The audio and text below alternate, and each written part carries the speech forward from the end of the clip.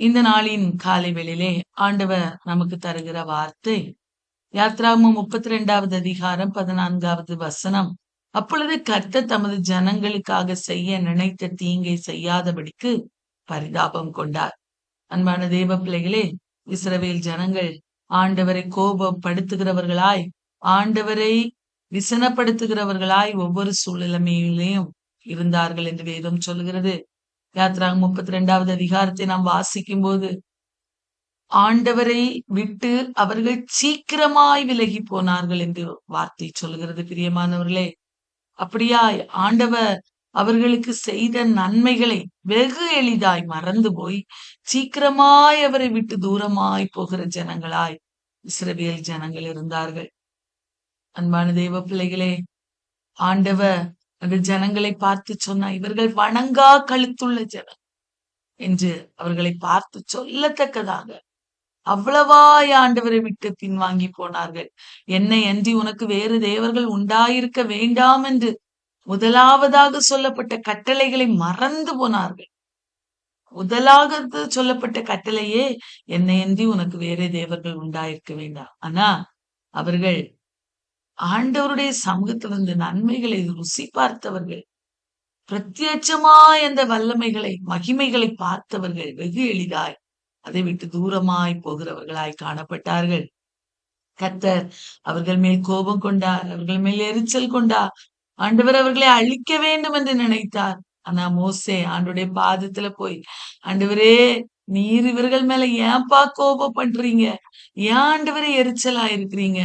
அவர்களுக்காய் நீங்க மனஸ்தாபப்பட்டுருங்கப்பா என்று அவருடைய சமூகத்துல போய் கெஞ்சி ஜெபித்த போது ஆண்டவர் என்ன பண்ணாரா? கர்த்தர் தம்முடைய ஜனங்களுக்கு செய்ய நினைத்த தீங்கை செய்யாதபடிக்கு பரிதாபம் கொண்டா. இந்த காலை வேளையிலே நாமும் ஜெபிக்கிறவர்களாய் காணப்படணும். நம்மை சுற்றி இருக்கிறவர்கள், நம்முடைய குடும்பங்களிலே ஆண்டவருக்கு பிரியமில்லாத காரியங்கள், ஒருவேளை நம்முடைய வாழ்வில கூட ஆண்டவருக்கு பிரியமில்லாத காரியங்களை ஏதாயிலும் செய்கிறவர்களாய் நாம் இருப்போமே. ஆனால் ஆண்டவருடைய சமூகத்துல, ஆண்டவரே இதை மன்னிச்சு, ஆண்டவரே எனக்கு ஒரு இரக்கம் பாராட்டி இருங்கப்பா என்று சொல்லி அவருடைய சமூகத்துல நாம் கெஞ்சி ஜெபிக்கும் போது நம்முடைய தீங்கையும் அவர் நம்ம மேல இருக்கிற அவருடைய கோபத்தை நம்மை விட்டு மாற்றி நம்மேல அவர் தீங்கை செய்யாதபடிக்கு அவர் பரிதாபம் கொள்ளுகிற தெய்வமாய் காணப்படுகிறார்.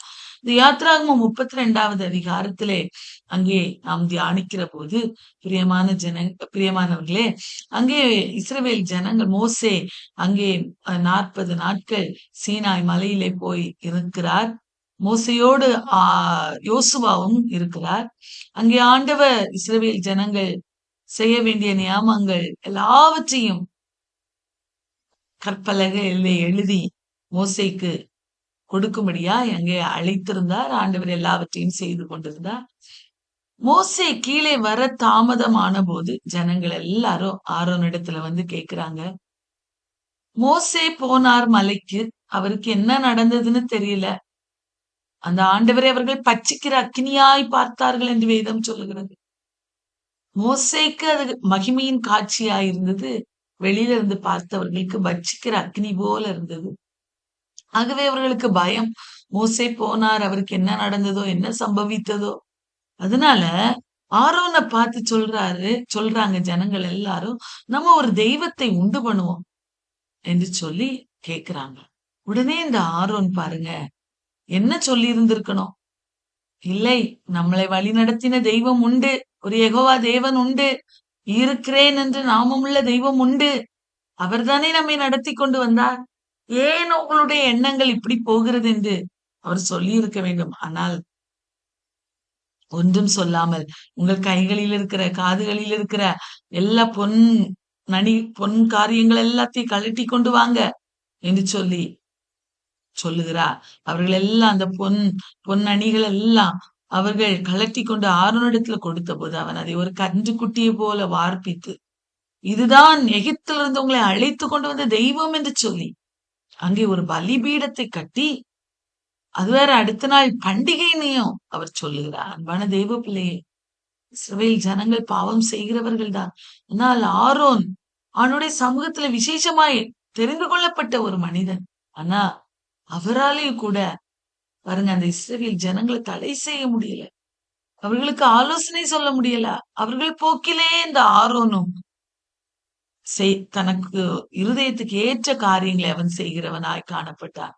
பாருங்க, அந்த ஜனங்கள் அந்த பலிபீடத்தை கட்டி அந்த கன்றுக்குட்டிக்கு முன்பதாக புசிக்கவும் குடிக்கவும் உட்காரவும் விளையாடவும் எழுந்தார்கள் என்று வேதம் சொல்லுகிறது. பிரியமானவர்களே, பாருங்க, ஆண்டவர் எல்லாவற்றையும், அவர் தெய்வம் அல்லவா, அவர் பார்த்து கொண்டே இருக்கிறார். அவர் மோசையை பார்த்து சொல்றார். மோசைக்கு ஆண்டுடைய பிரசன்னத்துல இருக்கும்போது அவருக்கு அதெல்லாம் மறந்து போச்சு. எப்படி அங்க போனோங்கிற ஒரு எண்ணம் இருந்ததோ என்னவோ. எவ்வளவு மகிமையின் காட்சிக்குள்ளாய் அவர் இருக்கிறார். மகிமையின் தரிசனத்தை பார்த்து கொண்டிருக்கிறார். மகிமைக்குள்ளாய் அவர் இருக்கும்போது ஆண்டவர் மோசையை பார்த்து சொல்றார், நீ இறங்கி போ, உன்னுடைய ஜனங்கள் தங்களை கெடுத்து கொண்டார்கள் என்று சொல்லுகிறார். அவர்கள், ஆண்டவர் சொல்றார் பாருங்க, நான் அவர்களுக்கு விதித்த வழியை அவர்கள் சீக்கிரமாய் விட்டு விலகினார். அன்பான தேவ பிள்ளையை, எவ்வளவுக்கு எவ்வளவு நன்மைகளை ருசி பார்த்தார்களோ அவ்வளவுக்கு அவ்வளவு ஆண்டவர் மேல் அவருடைய பக்தி பெருகிதான் இருந்திருக்க வேண்டுமானால் அவர்கள் சீக்கிரமாய் அவரை விட்டு விலகி தூரமாய் போகிற வழங்கா கழுத்துள்ள ஜனங்களாய் இருந்தார்கள். ஒரு கன்றுக்குட்டியை வார்ப்பித்து அதை தெய்வங்கள் என்று சொல்லி அதற்கு முன்பதாக தங்களுடைய காரியங்களை செலவழித்துக் கொண்டிருக்கிறார்கள். இவர்கள் வணங்கா கழுத்துள்ள ஜனங்கள் என்று சொல்லி ஆண்டவர் மோசையோடு சொல்லுகிறார். ஜனங்களை பார்த்தேன், இவர்கள் வணங்கா கழுத்துள்ளவர், இவர்கள் மேல் என்னுடைய கோபம் மூலவும் நான் இவர்களை அழித்து போடவும் இவர்களை என்னை விட்டுற மோசே, இவர்களை நான் எவ்வளவு நேரம் நான் சகித்து கொண்டிருப்பேன், எவ்வளவு அற்புதங்களை செய்தேன், எல்லாத்தையும் சீக்கிரமா மறந்து போகிற ஒரு ஜனங்களாய் தானே இருக்கிறார்கள். நான் இவர்களை அழித்து போட போகிறேன் மோசே, ஆனா உன்னை நான் ஒரு பெரிய ஜாதியாக்குவேன். அன்பான தெய்வ பிள்ளைங்க, ஒருவேளை இந்த வார்த்தை நமக்கு கிடைச்சிருந்தனா நமக்குள்ள ஒரு பெருமை வந்திருக்கும். ஆண்டவர் என்ன மாத்திரம் தெரிந்திருக்கிறார், என்ன மாத்திரம் ஆசீர்வதிப்பேன்னு சொல்லியிருக்காரு.